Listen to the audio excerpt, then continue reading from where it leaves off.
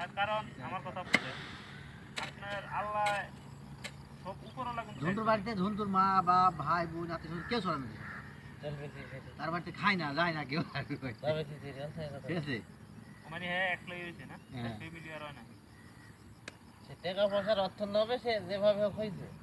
এই যেমন আমাদের বাড়ির কাছে ইয়ান ফকিরের কথা বলি, ইয়ান ফকির দাঁড়ি যা তো ফকিরের ফকিরগিরি করে, এই সাতশি ভাই এটা সেটা দেয়।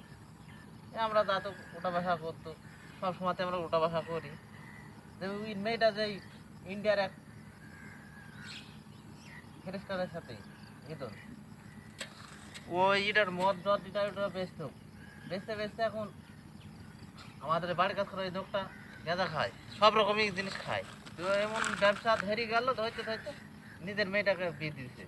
হে চলে এসে ভারত থেকে চলে এসে, ইন্ডিয়া থেকে চলে এসে আমাদের বাড়ির কাছে একবার।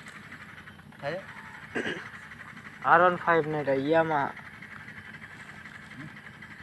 ইয়ামাহা দেখতে এগুলা হুম